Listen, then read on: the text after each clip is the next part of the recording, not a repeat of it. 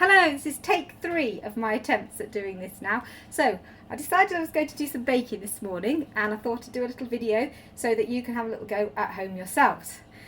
I'm making carrot, apple and chia seed muffins, and for this you need a carrot, an apple, ground cinnamon. I'm using something called aquafaba, which is the liquid out of a can of chickpeas, because I don't eat egg. However, if you do eat egg, you can use 2 eggs. I'm using a lemon. I've got chia seeds, which are sort of little black and white seeds that are full of omega-3 oils, which is good for you. Sugar, a little bit of brown sugar, vegetable oil, and I'm using buckwheat flour. However, that's only because I haven't got any other flour. This is the only flour I have left. Normally I'd use self-raising flour, and normally I'd use wholemeal self-raising flour. And then I'm using baking powder and bicarbonate of soda. And then at the end, I've got some porridge oats for right at the very end.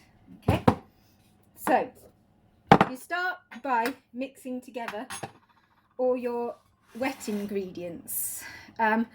Some of these might not seem, you might think, well, why is that a wet ingredient? I'm not too sure why it is, but it is. So I've got my carrot, which I'm going to grate. I tend to use the small grates on my grater for my carrot. I'm going to grate that into my bowl.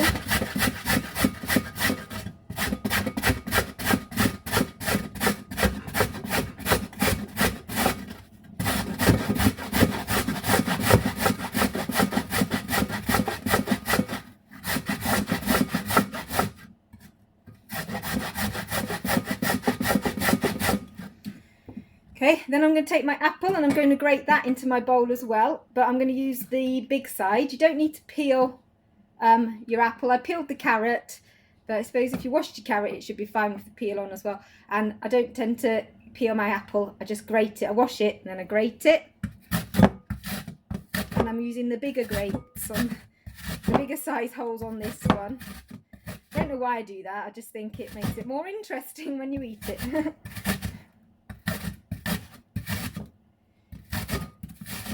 Quite hard to get through the skin at first, but once you've got through the skin, then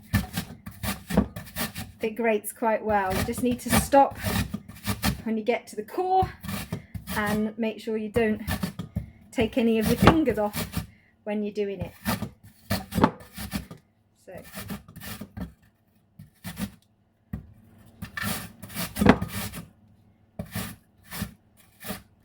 okay, then just scrape out the inside of my grater so that I get all the bits of carrot and apple. Okay. Then you need to take the zest of your lemon. I've got this handy little tool here that you can use, which takes the zest off, the rind from the outside. However, if you haven't got one of these, you can maybe use a knife or a potato peeler to peel a little bit off and then chop it up into smaller pieces. Or, to be fair, you could probably leave, if you haven't got a lemon, you could probably leave this bit out. You don't really have to. Okay, so we've put in our apple and carrot and lemon rind. My video then seemed to stop working, so I've also now added a teaspoon of ground cinnamon, and then I'm putting in 50 grams of sugar. The recipe does say to put a lot more than that in, but because I like to try and cut down on things like unhealthy sugar, I have adapted this and it tastes absolutely fine. Because you've got the apple and the carrot for sweetness, you don't really need all the sugar. And then I'm putting in my egg substitute. If you eat eggs, you can put in 2 eggs at this point, or I'm using my aquafaba, which is the water out of a can of chickpeas, and you put in 3 tablespoons for each egg. So if I'm putting in 2 eggs, if I do a quick bit of maths, that means I'm putting in 6 tablespoons. And then, chia seeds, I need to put in 3 tablespoons of chia seeds. Chia seeds are really good and they're used loads in vegan cooking for using as an egg replacer as much as anything else. They tend to swell up when liquid's added to them and go a bit, I always think it goes a bit like what you might think frog spawn looks. And then I need 75 millimeters of oil. So I've got a cup measurer here, which is 80 mils, but that's almost 75. So I will put 75 mils of oil in, and then I'm going to mix all of this together. Oops, a daisy. Some of it's come out of the bowl. Just be a bit careful here. So I'm going to mix all that together, and then I'm going to leave that for a few minutes while I get everything else ready, which isn't a huge amount. So I've got my flour here. It's 120 grams of flour. I normally do use wholemeal self-raising flour. However, I haven't been able to buy any flour of late, so I've still got this buckwheat flour, which is actually gluten-free, but it doesn't have the raising agents in it, obviously, that self-raising flour does. So you do normally have to put in half a teaspoon of bicarbonate of soda and half a teaspoon of baking powder. However, because this isn't self-raising flour, I'm going to put a teaspoon of both in and hope that does the trick. So as you can see, my baking sometimes is a little bit haphazard, and I just sort of try things out and hope that they work. Yeah, on most occasions they do work. Okay, and then pause. Okay, so you need to leave the wet mixture to sort of soak for about 5 minutes or so. So while that's doing, I'll just tell you, I've set my oven to 160 degrees, and then I've got my muffin tray. I use these silicone reusable cake cases, but obviously you can buy paper muffin cases. So I did have 12, but one went missing. So I've filled my muffin tin with those ready to go. And then what I'm going to do is, once this has been sat for about five minutes or so, it's just so that the chia seeds can kind of swell up a little bit, I'm going to put my,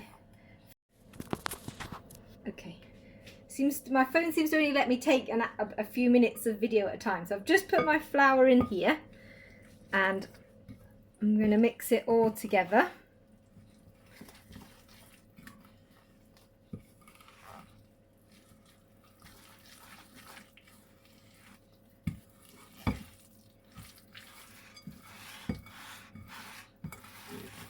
Okay, this is where sometimes a spatula comes in helpful, because you can scrape it all down.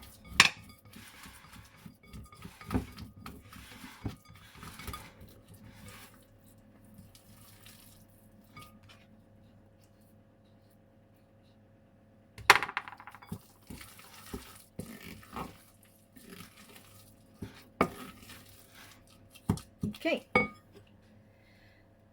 Okay, and then it's ready to put into the tin. So you can use a good way to do it is with an ice cream scoop. Okay, a good way to do it is with an ice cream scoop. That way you get even sized amounts. So, and then you just either need another spoon or a spatula to put it into the tray.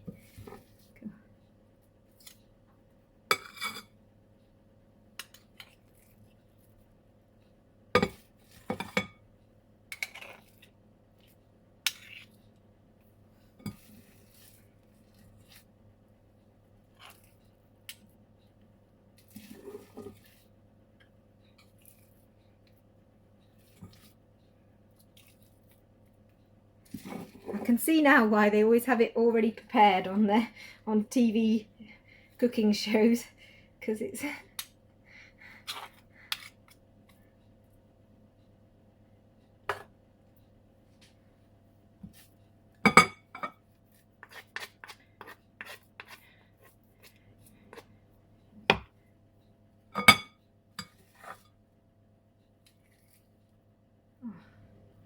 Okay, I'm not doing a very good job of this, actually, getting it all even. They're all actually, but I have managed to fill up all 11 of my cake cases, so hopefully.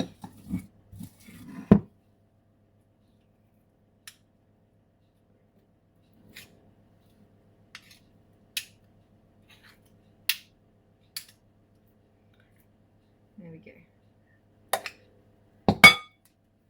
Okay, I'm just going to make sure there's not loads hanging out of any of the cases, because otherwise it will burn on the thing. So there you go, that's my case full. And then the last thing you do before putting them in the oven is you put a little sprinkling of porridge oats on the top of each one. So